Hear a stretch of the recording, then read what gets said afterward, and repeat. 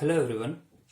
As we have already discussed that asymptotic notations are used to suppress the constant factors and lower order terms. This is how we analyze the efficiency of algorithms. So, the main idea of asymptotic analysis is to measure the efficiency of algorithms by ignoring the choice of programming language, compiler, architecture, and so on. That means those things which are machine dependent. So, as per the definition of asymptotic notations, with the help of ignoring these parameters, we can analyze the efficiency of algorithms. So, how to ignore these parameters and on what behalf we can calculate the efficiency of algorithms? These are asymptotic notations, and we can define them as the mathematical tools which are used to represent the complexity of algorithms. These are of three categories, namely big O notation, omega notation, and theta notation. Alright, so before discussing about these three notations, let's discuss some basic definitions.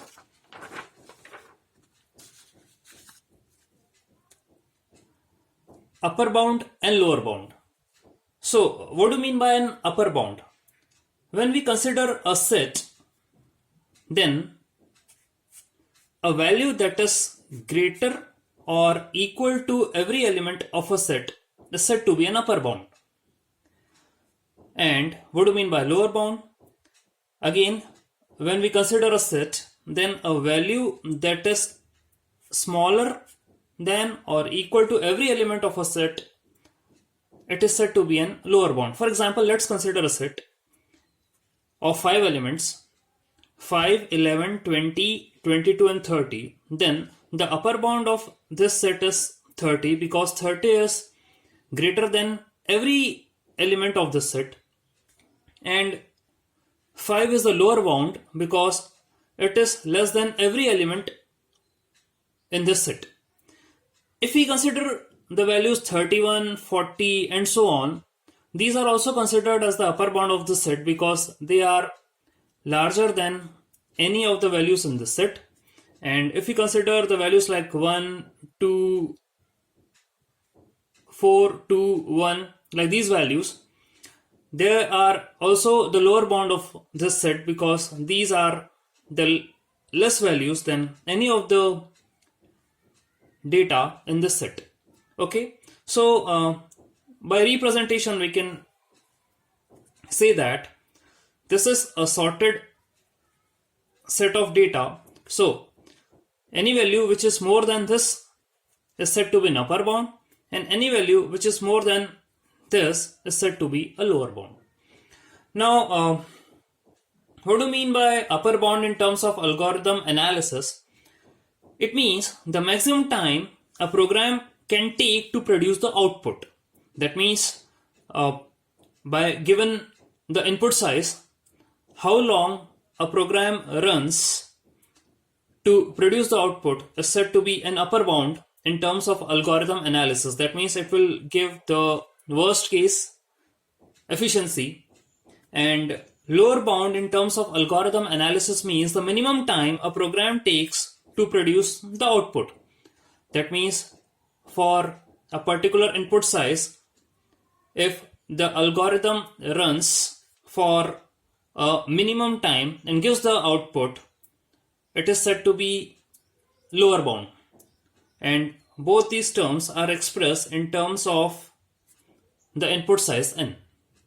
Alright, so let's discuss about the big O notation. Before that, we will also discuss about the order of growth. This is the graph of order of growth for the input size n, and this is the function how the input size grows by putting the value of n. So here the growth of n is less than n square, which in term less than n cube, and it is also less than n to the power 4.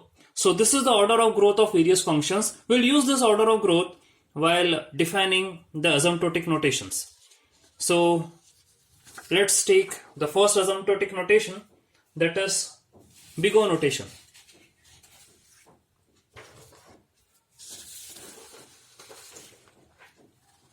Big O notation. So we can define the asymptotic notations formally and informally. The first, that is, we will define it informally. The informal definition of big O notation is given as a function g of n is of big O if it is the set of all the functions with a lower or same order of growth as g of n. That means a function is said to be of order of big O of g of n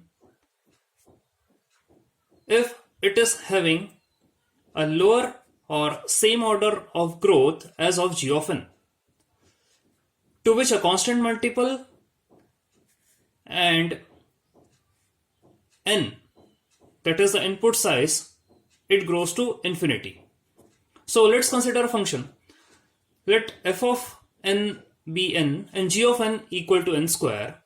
So we can say that f of n is big O of g of n if the order of growth of f of n is lower or same as that of g of n. As we have seen the order of growth, let's check it once again. This is the order of growth. The order of growth of n is less than that of n square. Therefore, as per the definition of big O notation, it's very much clear that f of n belongs to big O of g of n. Similarly, if we take another function, that is 100n plus 5, it is also big O of n square because its order of growth is less than that of n square. Similarly, if we just take another function, that is 1 by 2 n into n minus 1, its order of growth is also either equal to or less than that of n square. Alright, but if you take the functions like n cube, its order of growth is more than that of n square. So it does not belongs to big O of n square. Similarly, if you take another function 0.00001 n cube, its order of growth is also more than that of n square, so it does not belongs to big O of n square. See, here if you take a very less constant multiple also, but as per the definition of asymptotic notation, we have to ignore the constant factors. It doesn't affect the function, as these are too much system dependent, so it doesn't matter that how much small it is. So we just consider this function, that is the n cube, and its order of growth is more than that of n square. Therefore, it does not belongs to big O of n square. Similarly, if you just take a function n to the power 4 plus n plus 1, here also we just suppress the terms, that is the lower order terms, that is we suppress n and also constant value 1. So we just focus more upon n to the power 4, and the order of growth of n to the power 4 is more than that of n square. Therefore, n to the power 4 does not belongs to big O of n square. Alright, so let's talk about the formal or the mathematical definition of big O notation. The formal or mathematical definition of big O notation is given as a function Tn is said to be of big O of g of n. It's denoted by Tn belongs to big O of g of n if Tn is bounded above by some constant multiple of g of n for all large values of n. Bounded above means upper bounded. Okay, so This function t of n is upper bounded by a constant multiple of g of n. That is, if there exists a positive constant c and some non-negative integer n naught such that the inequality is given like t of n is less than equal to c of g of n. That means here we are having a set of functions t of n.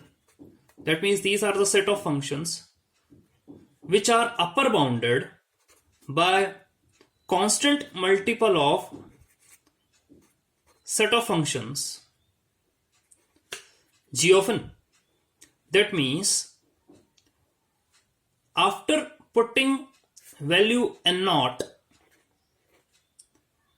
the steps of execution of constant multiple of g of n are always greater than or equal to than that of t of n. Okay, so we can see this graphically. This is the graphical representation of big O notation. Here,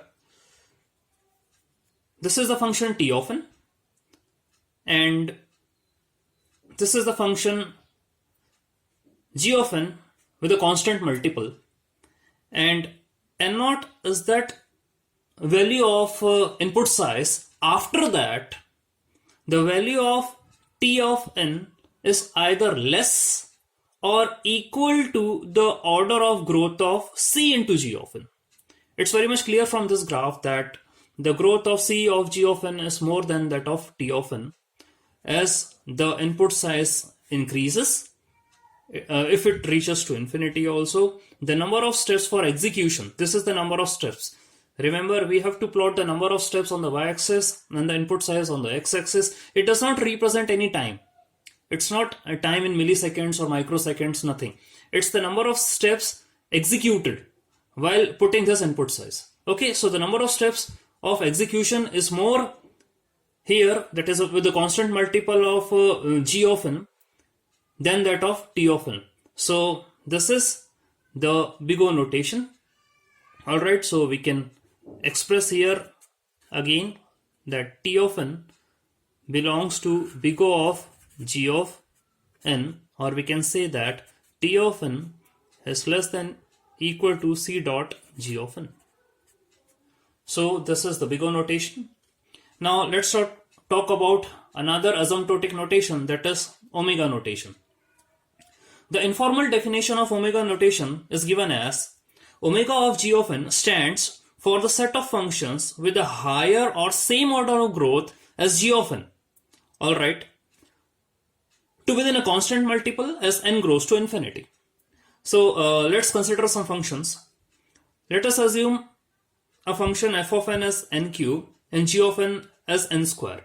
As we have already seen in case of order of growth, that the order of growth of the function n square is less than that of n cube.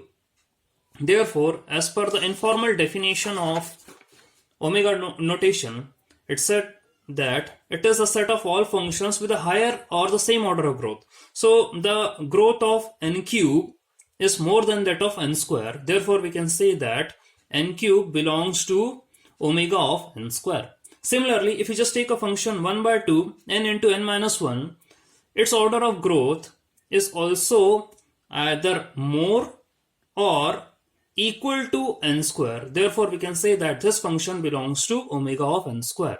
But if you take a function like 100n plus 5, its order of growth, as we have seen the comparison chart, here it is, its order of growth n is less than that of n square. So as per the informal definition of omega notation, 100n plus 5 does not belongs to omega of n square. Alright, now let's check the formal or mathematical definition of omega notation. A function Tn is said to be in omega of g of n, denoted by Tn belongs to omega of g of n, if Tn is bounded below by some positive constant multiple of g of n for large n's. That means bounded below means lower bound. Lower bound. That is, if there exists a constant, a positive constant and some non-negative integer n naught, and the equation is given like t of n is greater than equal to c of g of n. That means here again, if you take the two functions f of n, that means a set of functions, and g of n, again a set of functions. So if a constant multiple is applied to g of n, then the order of growth of c into gn is less than that of order of growth of f of n. So we can say that c dot g of n is lower bound by f of n or t of n. Okay, so graphically we can check this. This is the graph, and this is how c of g of n grows, and this is how t of n grows. Now if we give the input n naught, and after that the growth of the function c of g of n will always remain less or equal to the growth of function of t of n. Okay, so we can say that t of n is of omega of g of n. Okay, so this is the definition of omega notation. Now we will check another asymptotic notation, that is the theta notation. So as per the informal definition of theta notation, theta of g of n is the set of all functions that have the same order of growth as g of n. That means in the previous asymptotic notations we have seen that in case of big O notation the order of growth is either same or more, while in case of omega notation the order of growth is either less or same, but in case of theta notation the order of growth is same to within a constant multiple as n grows to infinity. So for example, every quadratic equation like an square plus bn plus c with a greater than 0 is in theta of n square, because here if we ignore the constant terms a, b and c, and if we ignore the lower order term n, so it will become like n square itself. Therefore we can say that the order of growth of this quadratic equation will be similar to that of theta of n square. Alright, now let's check the formal or mathematical definition of theta notation.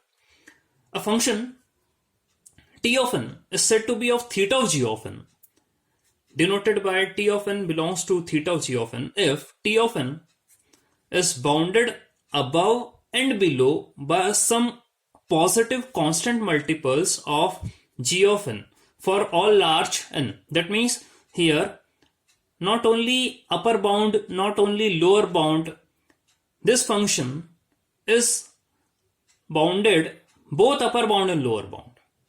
Okay, we will see in the graph. So that is, if there exists a positive constant c1 and c2 and some non-negative integer n naught, such that c2 of g of n is less than equal to t of n is less than equal to c1 g of n for all n greater than equal to n naught. Alright, so graphically we can see theta notation. This is the order of growth of a function t of n, and it is lower bounded by constant multiple of g of n, that is c2 g of n.